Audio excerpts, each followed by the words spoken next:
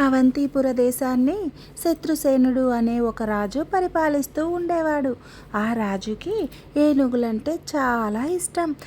ఏ రాజ్యంలో అయినా ప్రత్యేకమైన ఏనుగులు ఉన్నాయి అని తెలిసిందంటే ఎంత ఖరీదైనా సరే వాటిని కొనుగోలు చేసేవాడు. ఈ రాజుగారి దగ్గర చాలా ఏనుగులుండేవి.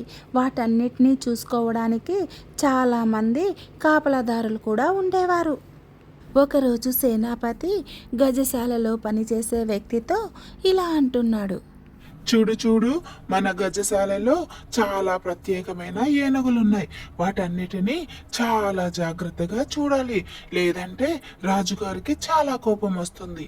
ఆ ఏనుగులకి ఏమైనా జరిగిందంటే రాజుగారు మరణశిక్ష విధిస్తారు అని సేనాపతి అనగానే గజశాలలో పనిచేసే వ్యక్తి సేనాధిపతితో ఇలా అంటున్నాడు. అయ్యా, మీరేమీ కంగారు పడకండి.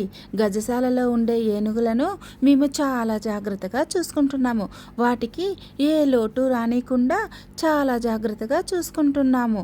మీరు అస్సలు భయపడవద్దు అని చెప్పి అక్కడి నుంచి తను వెళ్ళిపోతాడు.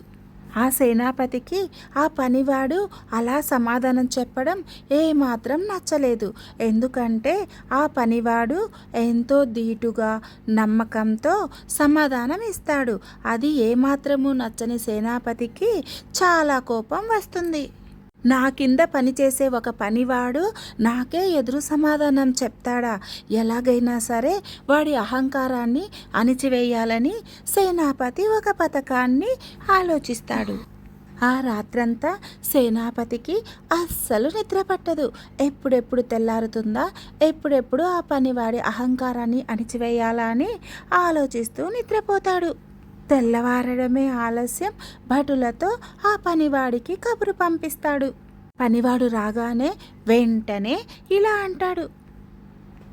గజశాలలోని ఏనుగులను చాలా జాగ్రత్తగా చూసుకుంటున్నానని నిన్న పెద్ద పెద్ద మాటలు పలికావు.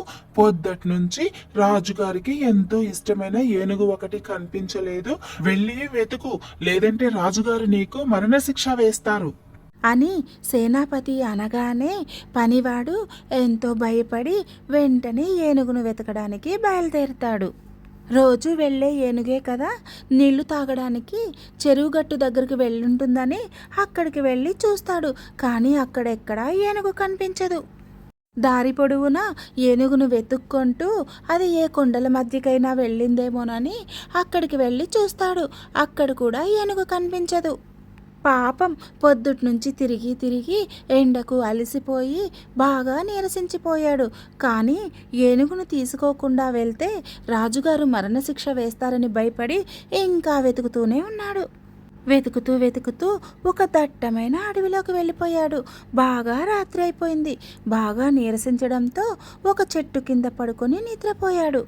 తెల్లవారగానే ముందుగా సేనాపతిని కలిసి నిజం చెప్పాలనుకున్నాడు. తనకి బాగా అర్థమైంది ఇదంతా సేనాపతి కావాలనే చేస్తున్నాడని. సేనాపతి దగ్గరికి వెళ్ళి, అయ్యా, నేను కొండలు గుట్టలు అన్నీ వెతికి చూశాను, ఎక్కడ కూడా ఏనుగు కనిపించలేదు అని చెప్తాడు. సేనాపతికి కావలసింది కూడా అదే కాబట్టి వెంటనే చాలా కోపంగా అక్కడ పనిచేస్తున్న వాళ్ళని పిలుస్తాడు.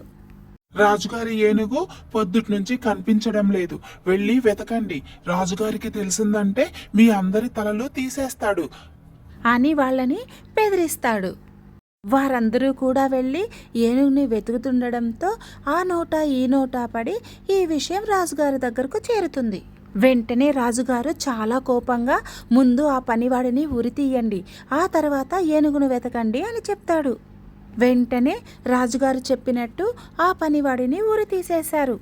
ఇదంతా సేనాపతి కావాలని చేశారని అందరికీ తెలుసు.